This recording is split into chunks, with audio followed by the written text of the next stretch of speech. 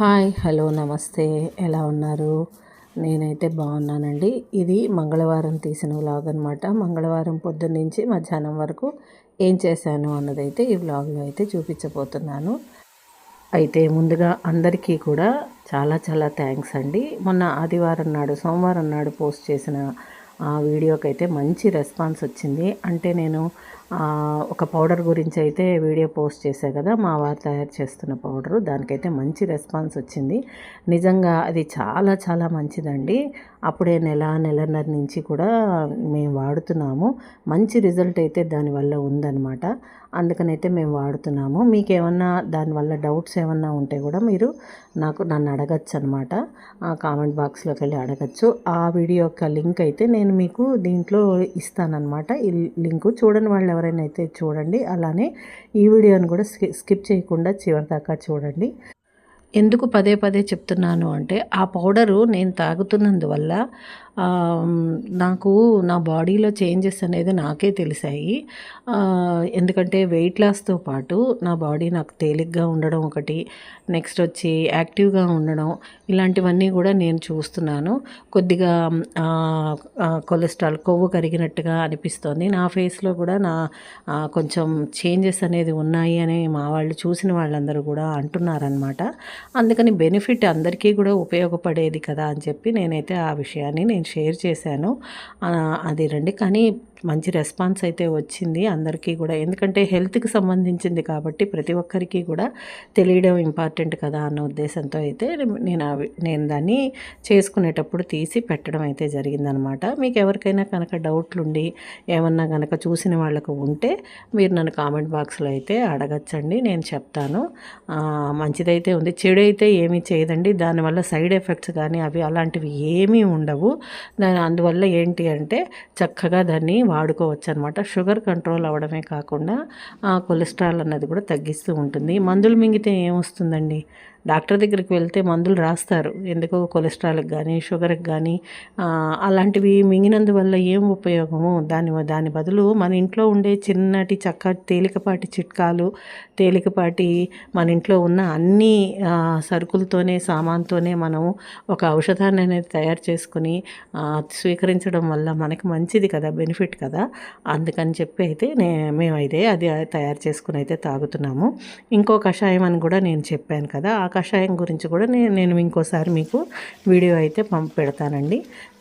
అదండి దాని గురించి అయితే, ఆ పౌడర్ గురించి అయితే ఇది వివరాలు. సరేనండి, ఇప్పుడైతే ఈ వీడియోలోకి అయితే వచ్చేద్దాము. ఇదైతే సోమవారం కాదండి, ఇది మంగళవారం నాడు వీడియో అనమాట.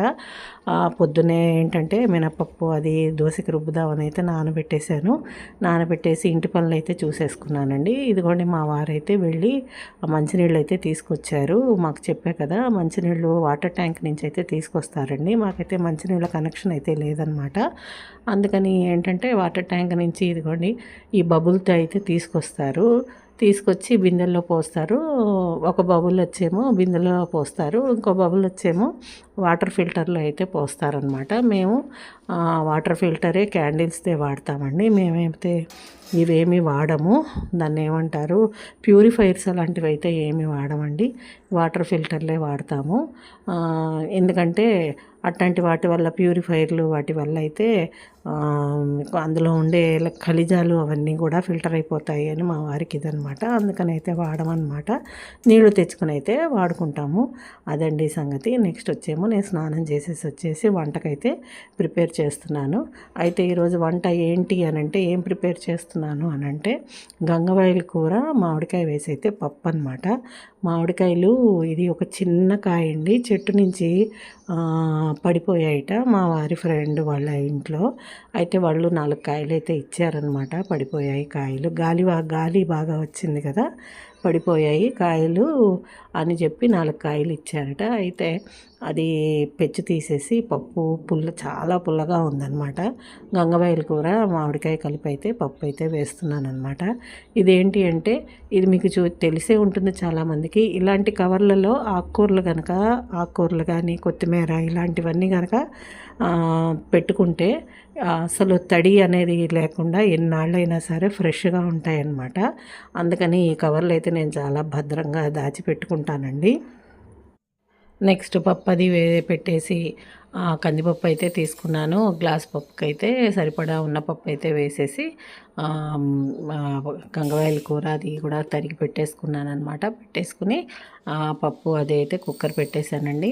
మామిడికాయ ముక్కలు కూడా శుభ్రంగా కడిగి అయితే పెట్టాను, ఎందుకంటే కాయ కింద పడింది అన్నారు కదా, అందుకని అయితే ముక్కలు కూడా శుభ్రంగా కడిగేసి, ఇసుక ఏమన్నా ఉంటుందేమో అని డౌట్ కదా, అందుకని అవి కూడా కడిగేసి గంగవాయల కూర. నేనైతే ఆకుకూర సాధారణంగా చాలామంది ఏంటంటే ఆకు కింద కడిగి పెట్టాలి అని అంటారు. నాకు అలా అలవాటు లేదండి. నేనైతే ఆకుకూర తరిగాకే కడుక్కుంటాను. నాకెందుకో ఇసుక ఉంటుంది అన్నది బాగా అనుమానం అన్నమాట. అందుకని సన్నగా తరిగిన తర్వాత అప్పుడు కడుక్కుంటానమాట. అప్పుడైతే మొత్తం దిగిపోతుంది అన్నది నా ఇదనమాట. అదే నమ్మకం నాకు. అందుకని నేనైతే అలానే చేస్తాను. పప్పు అయితే స్టవ్ ఎక్కిచ్చేసాను. ఓ పక్క అయితే బియ్యం పెట్టేశానండి. ఇది ఇప్పుడు ఇదివరకు అట్లా కాదు, ఇప్పుడైతే బియ్యం అన్నం అయితే నేను గంజి వార్చడం అనేది నేర్చుకున్నాను. ఎప్పుడు గంజి అన్నం అనేది గంజి వార్చిన అన్నం తినడం అనేది అలవాట్లేదు. కానీ ఇప్పుడు ఏంటి అంటే గంజి కూడా వార్చేస్తే అందులో ఈ గ్లూకోజు ఇలాంటివన్నీ తక్కువ అవుతాయి కదా, హెల్త్ బెనిఫిట్స్ కోసమే అనమాట ఇవన్నీ కూడా. గంజి వార్చేసి అన్నం అనేది వండుకోవడం అలవాటు చేసుకున్నాను. పూర్వం మన పెద్దవాళ్ళందరూ కూడా అన్నం గంజివార్చి అలానే వండేవాళ్ళు కదా. ఇప్పుడన్నీ కుక్కర్లు వచ్చేసి, రైస్ కుక్కర్లు ఇలా వచ్చేసి గంజి వార్చుకోకుండా తినేయడాలు అవన్నీ కూడా పూర్తిగా ఫుల్ పాలిష్డ్ బియ్యం తిండాలు ఇవన్నీ వచ్చాకే ఈ షుగర్లు అనేవి అలాంటివనేవి పెరిగిపోయాయి అన్నమాట. అందుకని ఏంటంటే మళ్ళీ పాత పద్ధతిలో గంజి వార్చేసుకొని కనుక తింటూ ఉంటే మనకు కొంచెం గ్లూకోజ్ అనేది తగ్గుతుంది కదా. అందుకని అయితే గంజి వార్చడం మళ్ళీ నేర్చుకున్నాను అనమాట. అన్నీ కూడా మనం మందులు వాడకుండా మనకు ఏ సమస్య రాకుండా చూసుకుంటే చాలు అన్నదైతే ఇక్కడ నా ఇదండి. అందుకోసమే ఇవన్నీ చేస్తున్నాను అనమాట. గంజి వార్చడం నేర్చుకుని అన్నం కూడా అలానే వండుతున్నాను. అందుకే నిండా నీళ్లు పోసి అన్నం అయితే ఉడికించుకుంటున్నాను అనమాట. పక్కన పప్పు అయితే పెట్టేశాను. చెప్పా కదా ఆకుకూర ఇలానే తరిగేసి వేసేసుకుంటానని. అలానే మామిడికాయ ముక్కలు కూడా కడిగేసి శుభ్రంగా వేసేసి అందులో కూడా కాస్త ఒక పచ్చిమిరకాయ అవన్నీ వేసేసి కుక్కర్ అయితే పెట్టేశానండి. పప్పు ఓ పక్క అయితే అన్నం అయితే రెడీ అయిపోతుంది. ఈ గంగవాయల కూర మామిడికాయ కాంబినేషన్ అన్నది ఇక్కడికి వచ్చాకే అలవాటైందండి.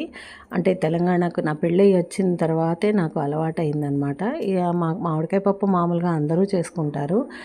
ఈ గంగవాయల కూర అన్నది ఇక్కడికి తెలంగాణకు వచ్చిన తర్వాతే తెలిసిందండి. మా చిన్నప్పుడు ఆంధ్రాలో అక్కడ అసలు మేము ఎప్పుడూ కూడా ఈ ఆకుకూర పేరు కూడా వినలేదన్నమాట. ఇప్పుడైతే అసలు కొత్త కొత్త ఆకుకూర పేర్లు చాలా వింటున్నాము. ఇదివరకైతే ఏవో కొన్ని మాత్రమే తెలుసు. ఏదో గోంగూర, తోటకూర, చుక్కకూర, బచ్చల కూర ఇలాంటివి మాత్రమే మెయిన్గా తినేవాళ్ళు. చింత చిగురు ఇలాంటివి మాత్రమే తెలుసు. వీటితోనే పప్పులు వండుకున్నా, పులుసులు పెట్టుకున్నా, ఏం పెట్టుకున్నా చేసేవారు. కానీ ఇప్పుడు ఏంటంటే ఇప్పుడు చాలా రకాల ఆకుకూరలు, చాలా రకాల హెల్త్ బెనిఫిట్స్ ఉన్నవి అన్నవి అసలు మనకు తెలియనివి ఎన్నో రకాలన్నది చూస్తున్నాం అన్నమాట.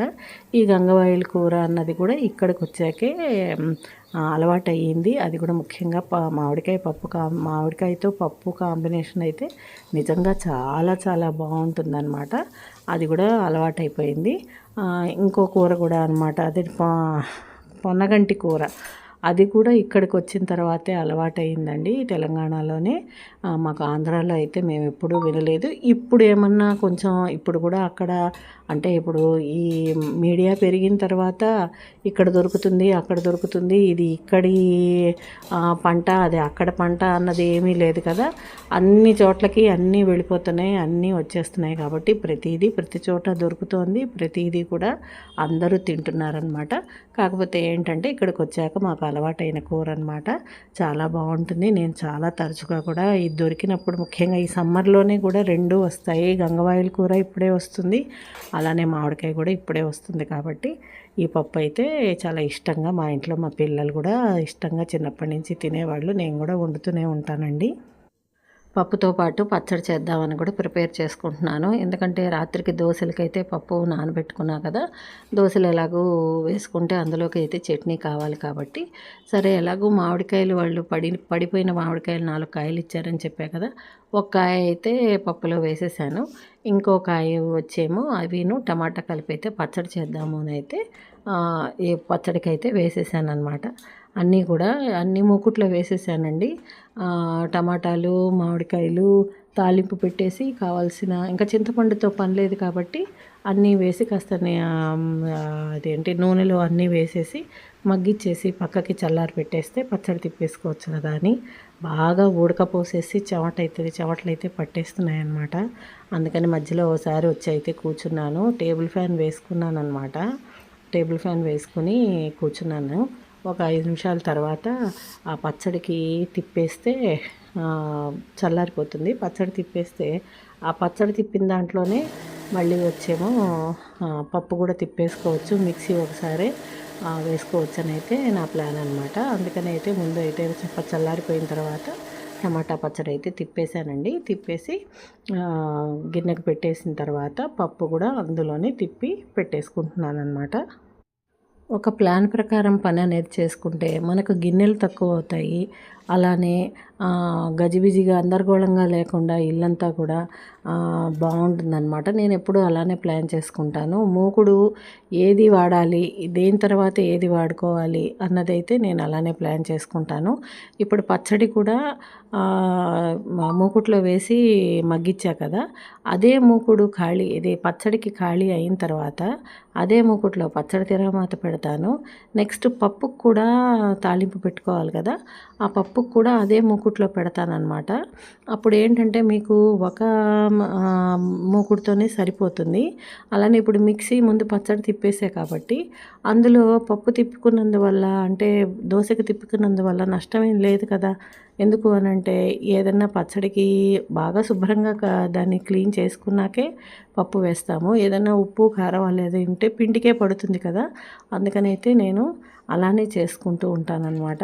ఆలోచించి కొంచెం అలా దాన్ని ఏమంటారు, ఆలోచించి చేస్తానన్నమాట. అందుకే నాకు నేను వాడడానికి గిన్నెలు చాలా తక్కువ పడతాయి, తోముకోవడానికి చాలా గిన్నెలు తక్కువ పడతాయని నాకు చాలా పేరు ఉందండి మా అత్తవారింట్లో. నేను చాలా గిన్నెలు తక్కువ వాడతాను అన్నది. దేనికి ఎంతది వాడాలో అంతదే వాడతాను. అంతే తప్పించి పెద్ద పెద్ద చిన్న వాటికి కూడా పెద్ద పెద్ద గిన్నెలు వాడడం, పెద్ద పెద్దవి చేయడం అనేది నాకు ఉండదన్నమాట. ఇప్పుడు ఎంత పనమ్మాయి వచ్చినా సరే ఇది ఉత్తినే కడుక్కునే గిన్నె అనమాట. ఎందుకంటే పప్పు బియ్యం నానబెట్టుకున్న గిన్నె, దీన్ని ఉత్తినే ఒక గ్లాసు నీళ్లు పెట్టి కడిగేసుకుంటే అయిపోతుంది. అది పనమ్మాయికి వేసేయాలి ఉంది కదా అని వేసేసామనుకోండి, దానికి సబ్బు వేస్ట్, మళ్ళీ నీళ్లు వేస్ట్, మళ్ళీ ఎక్కువ గిన్నెలు పడ్డాయి అన్న ఇదనమాట. మనం తేలిగ్గా చేసుకునే పని మనం చేసుకుంటేనే అయిపోతుంది కదా. నేనైతే మిక్సీ జార్లు అలాంటివన్నీ పని వాళ్ళకి ఎప్పుడు కూడా వెయ్యనండి, నేనే కడుక్కుంటాను వాటిని. ఇలా వేడిగా ఉండంగానే, లేకపోతే అవి ఎండిపోకుండా కడుక్కున్నాం అనుకోండి, చాలా తేలిక అనమాట అవి కడుక్కోవడం అన్నది. అవి పక్కకు పడేసి ఉంచామంటే అవి ఎండిపోయి పక్కులు కట్టేసి అవి తర్వాత అస్సలు వదలవు అనమాట. నేనైతే అలానే ప్లాన్ చేసుకుని అలానే కడుక్కుంటూ ఉంటానన్నమాట. అమ్మయ్య, నా పని అయిపోయింది. ఇంతటితో నా సూక్తి సుధ కూడా అయిపోయింది. పాప మిమ్మల్ని బోర్ కొట్టిస్తున్నానేమో ఏమీ అనుకోకండి. పప్పు అయితే తిప్పేసుకున్నాను. మరి ఇంతసేపు ఏదో మాట్లాడుతూ ఉండాలి అంటే మరి ఇంతే కదా. పప్పు తిప్పేసుకున్నాను, అందులో గరిటె కూడా వేసాను, అంటే నానాలి కదా రాత్రికి, గరిటె వేసి మూత పెట్టి అయితే పప్పు పక్కకు పెట్టేశాను. పచ్చట్లో అయితే తాలింపు పెట్టేశాను, పప్పులో కూడా తాలింపు అయితే పెట్టేసుకున్నానండి. ఇప్పుడు నాకు పప్పు, అన్నము, పచ్చడి అన్నీ రెడీ అయిపోయాయి. వంట అయితే అయిపోయిందండి. అయితే ఎండ మాత్రం మామూలుగా లేదు కదా. అయితే అప్పటికే చెమటలు కారిపోయి చాలా చిరాకు వచ్చేస్తుంది అనమాట. అయితే ఒక 5 నిమిషాల పాటు ఫ్యాన్ కింద కూర్చుంటే కానీ 2 నిమిషాలు ప్రాణం లేచొచ్చేలాగా లేదు. అందుకనైతే మంచినీళ్ళ బాటిల్ తీసుకొని నేనైతే ఫ్యాన్ కిందకైతే వెళ్ళిపోతున్నాను. ఇదండి ఈరోజు వీడియో. ఎలా అనిపించింది ఏంటి మీకు, మీ అభిప్రాయాలు ఏంటి అన్నదైతే తప్పకుండా తెలియచేయండి. ఏమన్నా తప్పులుంటే క్షమించండి. అలానే నా వీడియోలని చక్కగా ఆదరిస్తారని అయితే నేను కోరుకుంటున్నానండి. మీకు ఏమన్నా ఈ వ్లాగ్స్ అలాంటివి ఇంకా ఏమన్నా కావాలి, నేను షార్ట్స్ కూడా చేస్తున్నాను కదండి, నాకు కొంచెం డైలమా ఉండేదన్నమాట. నేను షార్ట్స్ పెట్టాలా లాంగ్ వీడియోస్ పెట్టాలా అన్నది నాకు అస్సలు తెలిసేది కాదు. మెల్లగా వీడియోలు అనేవి లాంగ్ వీడియోస్ కూడా పోస్ట్ చేస్తూ ఉండాలని అయితే అనుకుంటూ ఉంటాను. అందుకని వారానికి ఒకటైనా పోస్ట్ చేయాలి అని అనుకుంటూ ఉంటాను అనమాట. అంతేనండి. మీకు కనుక నచ్చినట్టయితే ఈ వీడియోని లైక్ చేయండి. అలానే మీ ఫ్రెండ్స్కి వాళ్ళకి షేర్ చేయండి. సబ్స్క్రైబ్ చేసుకొని వాళ్ళు ఎవరైనా ఉంటే తప్పకుండా సబ్స్క్రైబ్ చేసుకోండి. అలానే కామెంట్ చేయడం మాత్రం అస్సలు మర్చిపోకండి. ఏదో ఒక కామెంట్, నచ్చిందనో నచ్చలేదనో బాగుందనో బాగాలేదనో సుత్తనో సోదనో ఏదో ఒకటి ఆ కామెంట్ అయితే తప్పకుండా చేయండి. అలానే మరో వీడియోతో మీ ముందుకు వస్తానండి. ఉంటానండి. బాయ్. Thank you.